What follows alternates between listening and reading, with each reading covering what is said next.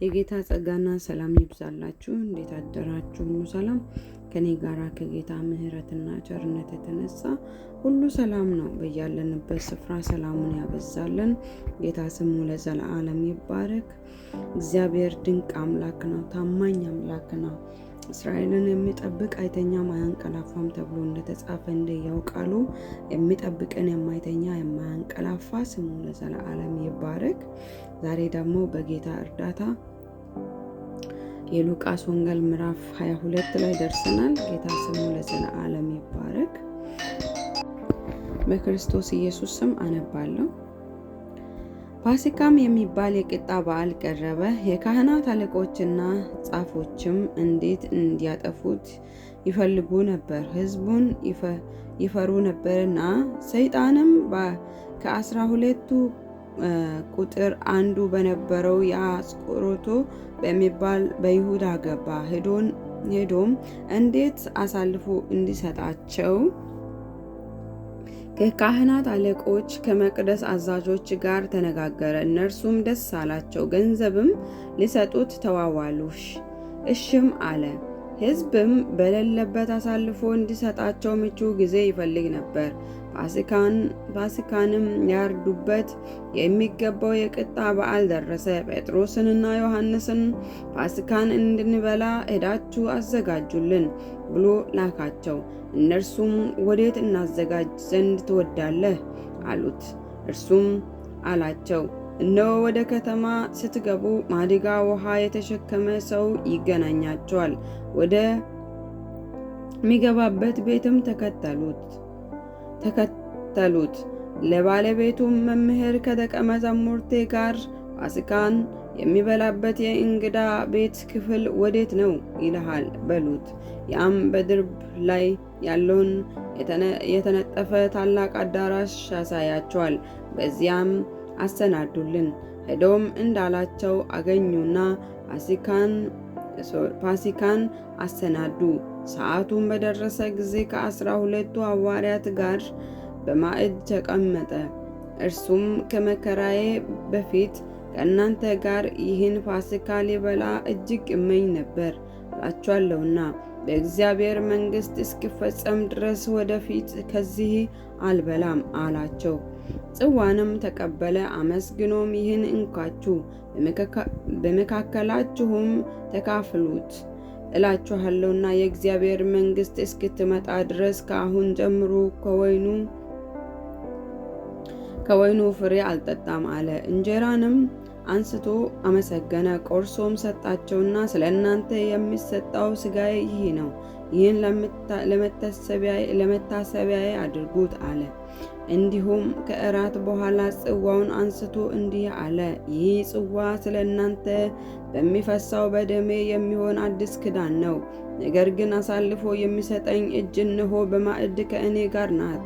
የሰው ልጅስ እንደ ተወሰነው ይሄዳል። ነገር ግን አሳልፎ ለሚሰጥበት ለዚያ ሰው ወዮለት። ከእነርሱም ይህን ሊያደርግ ያለው ማን እንደሆነ እርስ በርሳቸው ይጠያየቁ ጀመር። ደግሞ ማናቸው ታላቅ ሆኖ እንዲቆጠር በመካከላቸው ክርክር ሆነ። እንዲህም አላቸው፣ የአሕዛብ ነገሥታት ይገዟቸዋል፣ በላያቸውም የሚሰለጥኑ ቸርነት አድራጊዎች ይባላሉ። እናንተ ግን እንዲህ አትሁኑ። ነገር ግን ከእናንተ ታላቅ የሆነ በመካከላችሁ እንደ ታናሽ የሚገዛም እንደሚያገለግል ይሁን። በማዕድ የተቀመጠ ወይስ የሚያገለግል ማናቸው ታላቅ ነው? የተቀመጠው አይደለምን? እኔ ግን በመካከላችሁ እንደሚያገለግል ነኝ። ነገር ግን እናንተ በፈተናዎቼ ከእኔ ጋር ጸንታችሁ የኖራችሁ ናችሁ። አባቴ እኔን እንደ ሾመኝ እኔ ደግሞ በመንግሥቴ ከማዕዴ ትበሉ ትጠጡ ዘንድ በ12ቱም በእስራኤል ነገድ ስትፈርዱ በዙፋኖች ትቀመጡ ዘንድ ለመንግሥት ሾማችኋለሁ። ጌታም ስምዖን ሆይ እነሆ ሰይጣን እንደ ስንዴ ሊያበጥራችሁ ለመነ። እኔ ግን እምነትህ እንዳይጠፋ ስለ አንተ አማለድሁ። አንተም በተመለስ ጊዜ ወንድሞችህን አጽና አለ። እርሱም ጌታ ሆይ ወደ ወህኒም ወደ ሞትም ከአንተ ጋር ለመሄድ የተዘጋጀው ነኝ አለው። እርሱ ግን ጴጥሮስ ሆይ እልሃለሁ እንድታውቀኝ 3 ጊዜ እስክትክደኝ ድረስ ዛሬ ዶሮ አይጮህም አለው። ደግሞም ያለ ኮረጆና ያለ ከረጢት ያለ ጫማ በላኳችሁ ጊዜ አንዳች ጎደለባችሁን አላቸው። እነርሱም አንዳች እንኳ አሉ። እርሱም አሁን ግን ኮረጆ ያለው ከእርሱ ጋር ይውሰድ፣ ከረጢትም ያለው እንዲሁ፣ የሌለውም ልብሱን ሽጦ ሰይፍ ይግዛ እላችኋለሁና ይህ ከአመፀኞች ጋር ተቆጠረ ተብሎ የተጻፈው በእኔ ሊፈጸም ግድ ነው። አዎን ስለ እኔ የሚሆነው አሁን ይፈጸማልና አላቸው። እነርሱም ጌታ ሆይ እነሆ በዚህ 2 ሰይፎች አሉ አሉት። እርሱም ይበቃል አላቸው። ወጥቶም እንደ ልማዱ ወደ ደብረ ዘይት ሄደ። ደቀ መዛሙርቱም ደግሞ ተከተሉት። ወደ ስፍራውም ደርሶ ወደ ፈተና እንዳትገቡ ጸልዩ አላቸው። ከእነርሱም የድንጋይ ውርወራ የሚያህል ራቀ። ተንበርክኮም አባት ሆይ ብትፈቅድ ይህችን ጽዋ ከእኔ ውሰድ፣ ነገር ግን የእኔ ፈቃድ አይሁን የአንተ እንጂ እያለ ይጸልይ ነበር። ከሰማይ መጥቶ የሚያበረታው መልአክ ታየው። በፍርሃትም ስጣጣር አጽንቶ ይጸልይ ነበር። ወዙም በምድር ላይ እንደሚወርድ እንደ ደም ነጠብጣብ ነበር። ከጸሎትም ተነስቶ ወደ ደቀ መዛሙርት መጣና ከሐዘን የተነሳ ተኝቶ ሲያገኛቸው ስለምን ትተኛላችሁ? ወደ ፈተና እንዳትገቡ ተነስታችሁ ጸልዩ አላቸው። ገናም ስናገር እነሆ ሰዎች መጡ። ከ12ቱ አንዱም ይሁዳ የሚባል ይቀድማቸው ነበር። ሊስመው ወደ ኢየሱስ ቀረበ። ኢየሱስ ግን ይሁዳ ሆይ በመሳም የሰውን ልጅ አሳልፈህ ትሰጣለህን? አለው። በዙሪያውም የነበሩት የሚሆነውን ባዩ ጊዜ ጌታ ሆይ በሰይፍ እንምታቸውን አሉት።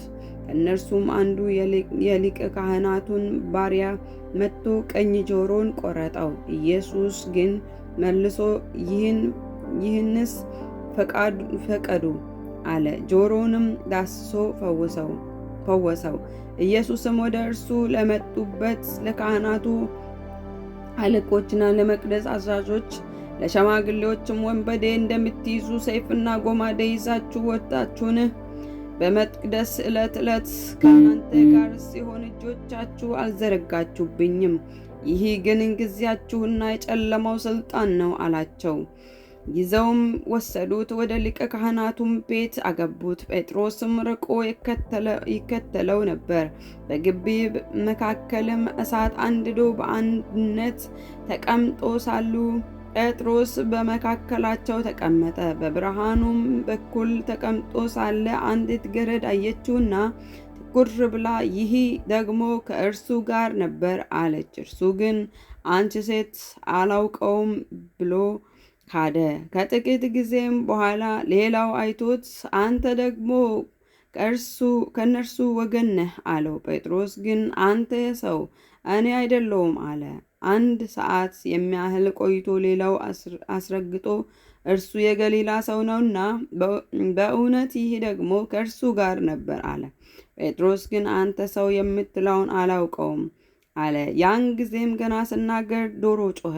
ጌታም ዘወር ብሎ ጴጥሮስን ተመለከተው። ጴጥሮስም ዛሬ ዶሮ ሳይጮህ 3 ጊዜ ትክደኛለህ እንዳለው የጌታ ቃል ትዝ አለው። ጴጥሮስም ወደ ውጭ ወጥቶ መረር ብሎ አለቀሰ።